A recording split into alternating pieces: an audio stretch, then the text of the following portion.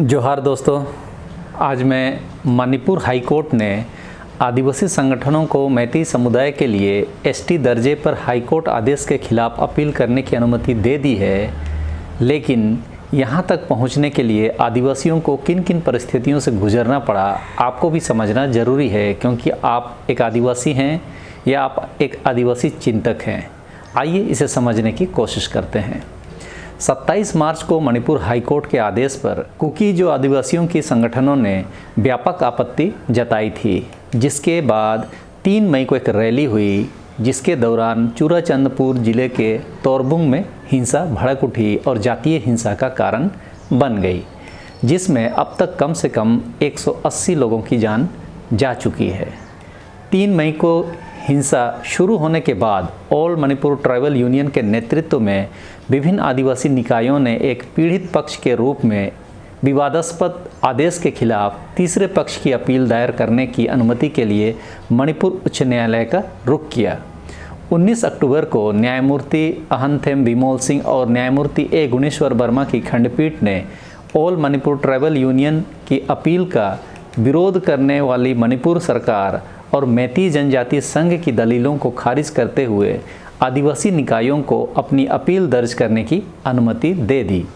अदालत अब आदिवासी निकायों द्वारा दी गई शिकायतों और दलीलों पर ध्यान दे रही है। उनकी अपील पर आने वाले दिनों में सुनवाई की जाएगी। सोचिए, मणिपुर सरकार को आदिवासियों के अपील करने पर भी आपत्ति है। आदिवासियों पर हुए एट्रोसिटी पर काम करने के उलट आदिवासियों की आवाज़ न्यायालय में भी ना जाए, यही सोचकर मणिपुर सरकार विरोध में लगी हुई है। विवादास्पद आदेश पिछले कार्यवाहक मुख्य न्यायाधीश एमवी मुरलीधरन द्वारा पारित किया गया था। केंद्र सरकार द्वारा अब न्यायमूर्ति मुरलीधरन के कलकत्ता उच्च न्यायालय में स्थानांतरण को अधिसूचित करने के बाद मणिपुर के नए मुख्य सचिव न्यायमूर्ति सिद्धार्थ मृदुल द्वारा अपील पर सुनवाई करने की उम्मीद है।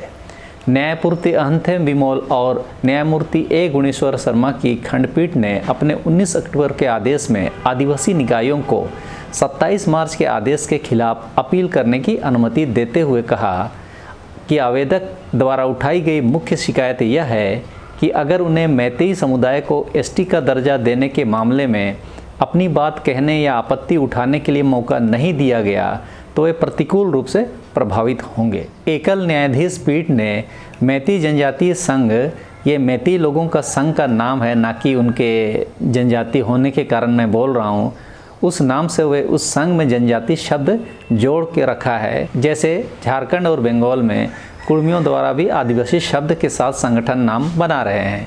इसके सदस्यों द्वारा दायर याचिका पर विवादास्पद आदेश पारित किया था, जिसमें मांग की गई थी कि राज्य सरकार को एसटी सूची में शामिल करने के लिए उनकी याचिका पर कार्रवाई करने का निर्देश दिया जाए। ऐसा लगता है उन्हीं के तर्कों पर अमल करते हुए मणिपुर हाई कोर्ट ने आदेश भी राज्य और केंद्र सरकार को जारी किए थे। जबकि पिछले वीडियो में मैंने बताया था कि मैतेई समुदाय को एसटी का दर्जा देने की मांग इतिहास में 2 बार 1982 और 2001 को खारिज हो चुकी है। यह जानकारी जानबूझकर छिपाई गई ताकि ऐसा आदेश आ सके।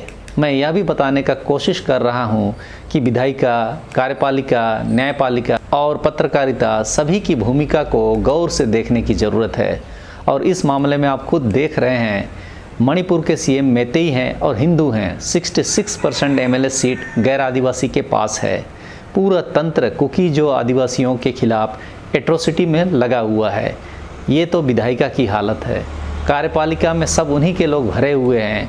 आदिवासियों के कल्याण और उन्नति के कार्यक्रम चलाए ही नहीं जाते। उल्टा आदिवासियों के खिलाफ साजिश के आदेश देने या आदिवासियों को झूठे मामलों में, मुकदमों में फंसाने में कार्यपालिका के लोग लगाए गए हैं। चूँकि कानून तोड़ने के मामले में अधिकतर केस कुकी जो आदिवासियों पर ही किए गए और मैती लोगों पर सिर्फ खानापूर्ति कार्रवाई हुई है। सारी जांच एजेंसियां कुकी जो को ही दोषी साबित करने में लगी हुई है, तो कार्यपालिका कुकी जो आदिवासियों को साथ नहीं दे रही है।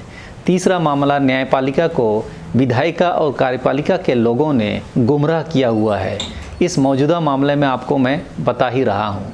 तथ्यों के आधार पर कि हाई कोर्ट को 1982 और 2001 को खारिज हुए मामले की जानकारी नहीं दी जा रही है, ताकि फैसला गैर आदिवासियों के पक्ष में आ सके। और पत्रकारिता का तो पता ही है, आज गोदी मीडिया का ज़माना है। गोदी मीडिया इजराइल पैलेस्तीन का युद्ध कवर करने तो जा सकती है, लेकिन चूँकि मणिपुर में ज़्यादातर कुकी आदिवासियों पर अत्याचार हुआ है तो कहीं उनके अत्याचार का इशू न बन जाए, इसीलिए गोदी मीडिया मणिपुर नहीं जाती है।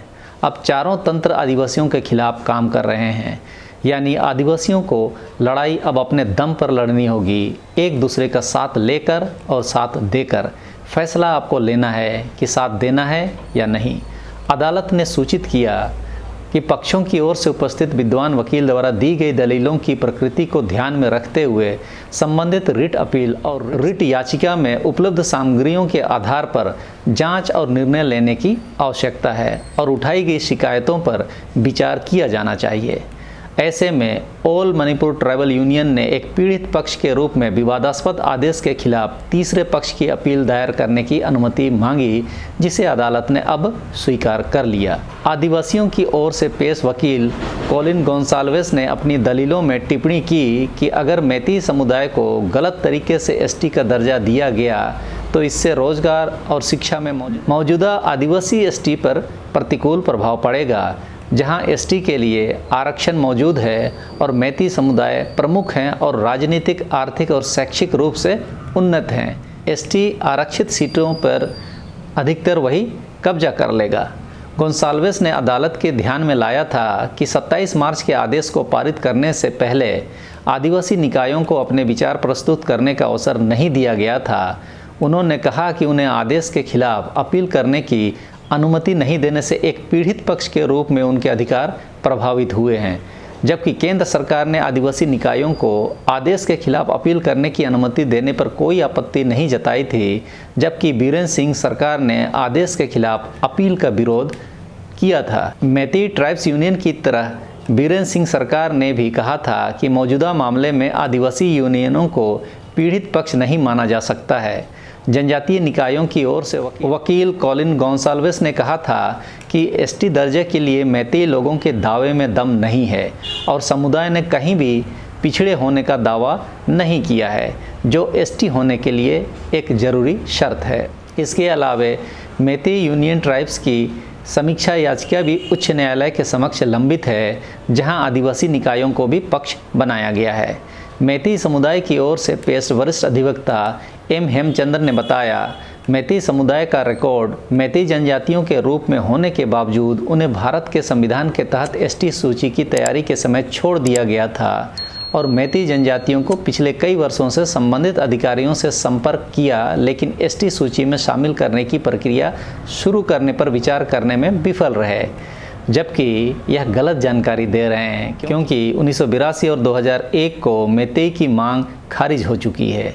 भले ही 27 मार्च के आदेश को राज्य में जातीय संघर्ष के तत्कालिक कारण के रूप में व्याख्या किया गया है, लेकिन टाइम्स ऑफ इंडिया के साथ इंटरव्यू में अभी मुख्यमंत्री एन बीरेन सिंह ने बताया कि तत्कालिक समस्या उनकी सरकार का नशीली दवाओं के खिलाफ युद्ध, भारतीय वन अधिनियम 1927 का कार्यान्वयन और अवैध अप्रवासियों की पहचान थी, लेकिन इसकी उत्पत्ति की योजना वर्षों पहले एक अलग राष्ट्र की मांग के साथ बनाई गई थी।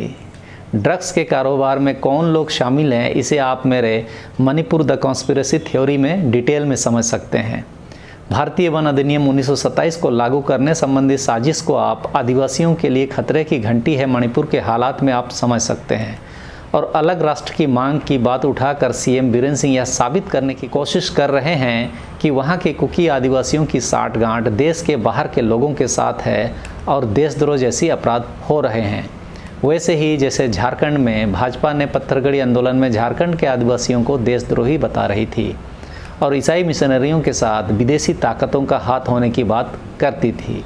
सीधी सी बात है, खुद सीएम बीरेन सिंह आदिवासियों के विरुद्ध गहरी साजिश से ध्यान भटकाने के लिए ये सब बयान दे रहे हैं, जिसका कि मणिपुर के हिंसा और हिंसा के तांडव से कोई लेना देना नहीं है। आप मणिपुर पर बनाए गए इन दो वीडियो आदिवासियों के लिए खतरे की घंटी है, मणिपुर के हालात और मणिपुर द कॉन्स्पिरेसी थ्योरी देख सकते हैं। आप समझ पाएंगे कि ऐसी हालात क्यों पैदा की जा रही है। हाई कोर्ट से आदेश का आना मणिपुर सरकार का मैती समुदाय को सपोर्ट करना और आदिवासियों को केस में फंसाने का काम लगातार चल रहा है। सैन्य कानून arm force special powers act यानी कि AFSPA को आदिवासियों के खिलाफ उन आदिवासी इलाकों में जारी रखा जाता है जबकि मैती इलाकों में हटा दिया जाता है। ऐसा सिर्फ संयोग नहीं है वरन आदिवासियों को समूल खत्म करने का प्रयोग है। वहाँ सफल होता है तो वही कल आप पर भी लागू किया जाएगा। CBI मैती लोगों पर अत्याचार को तुरंत रजिस्टर करती है लेकिन कुकी आदिवासियों को उसके लिए भी आंदोलन करना पड़ रहा है। तो ये स्थिति है मणिपुर के आदिवासियों की। बाकी आप भी थोड़ा होमवर्क कीजिए और जानकारी साझा कीजिए ताकि हालातों को समझकर आदिवासियों के अस्तित्व को बचाने में हम कामयाब हो सकें। अगर समय रहते हम जागरूक नहीं हुए तो हमें कोई नहीं बचा पाएगा। तो अभी के लिए इतना ही। सबको धन्यवाद। जोहार।